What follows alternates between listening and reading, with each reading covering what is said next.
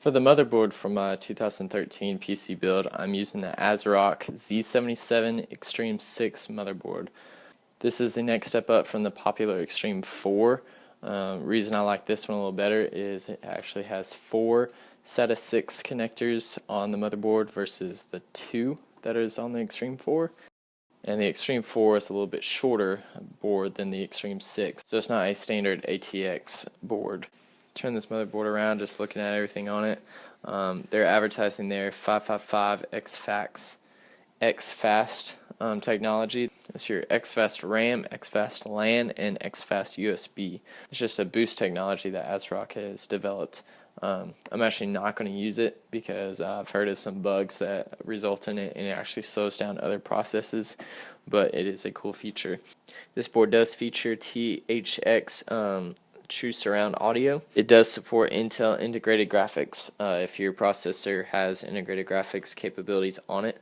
This board has a DVI and HDMI video output.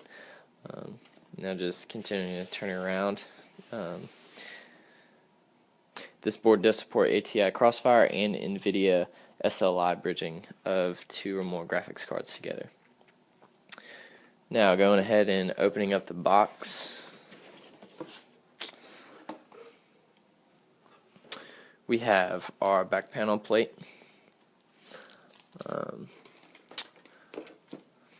We have a software setup guide, our manual that has all of our debugging processes on it.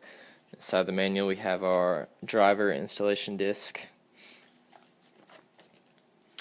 as well as 4 SATA connectors.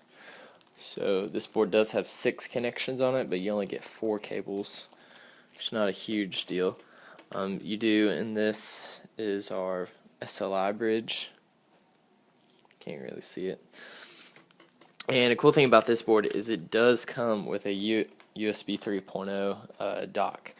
And what's unique about this one is it has a USB 3.0 header that plugs directly into your motherboard. So that's cool.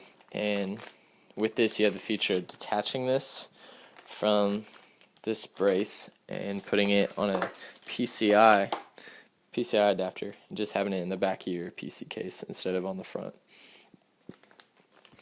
Moving on to the actual motherboard. Here we have it. So we will just gently try and pull this out of the box. So here's the motherboard. We have the Intel Z77 processor right here with the cool ASRock logo. Heat sinks. We have our LGA 1155 port right there for our processor. Some cool heat sinks with a heat pipe that's connecting the two together. We have 2 PCI 3.0 slots right here, PCI Express, excuse me, and I can't remember if this is a PCI 3.0 or 2.0, but it's one of those. And then we also have 2 PCI ports and 1 PCI Express. Cool feature with this board is there is a Dr. Debug right here. So if you have any problems with your board on startup, a error message will pop up here, and you can reference your instruction manual and see what the problem is. As for our ports go, we do have our THX True Surround Audio. True Surround Audio with a SPDIF. We have 2 USB 3.0 on top of our LAN port. We have one SATA port, a Firewire 600 port, 2 more USB 2.0 ports. I believe this is just a reset button. Control CMOS. I'll be honest, I don't know what that does, guys. We have a HDMI port, display port, DVI, and VGA port. And then down here, these USB 3.0 and the PC2 port are optimized for gaming as they advertise. So continuing to look at the board, we do have 4 RAM slots that support up to 32 gigs of RAM. They are dual channel linked.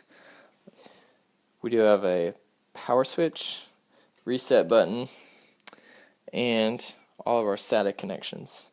The gray SATA ports are SATA 6 gigabits per second, and the black are 3 gigabits per second. The ones that are covered by the stickers are controlled by our Z77 processor. These other two are controlled by an onboard controller. Here we have our USB 3.0 header. There are ports all over this board for fans if you want to do onboard fan control. We have all of our front panel pins right here for your case, along with any of your USB 2.0 or FireWire ports, and your audio port is in this corner up here. This is a good board for gaming for starting out. It's definitely not the top of the line board out there, but it is good for just beginners wanting to build a good PC who want all the features that this motherboard has to offer. I bought this off of Newegg for $155, and I also got a special where I got 8 gigs of Crucial Ballistic RAM for free. This is a single chip of RAM, so I have room in the future to upgrade to 16 gigs by only buying one chip. This is a low profile RAM stick, so it's shorter than your standard RAM. This has good reviews. It's a 1600 megahertz 8 gig chip, and it just fits straight in one of your slots. I hope you enjoyed watching this unboxing. I know it was very bland, very rushed, so if you have any specific questions, I will answer them in the comments. If there's enough, I'll do a revisit video once everything's assembled together. Continue watching in this series as I unbox the other parts for this PC build, and watch the installation video of all these parts into my 2013 gaming PC build. Thanks for watching. Please like and subscribe, and I will see y'all in the next video.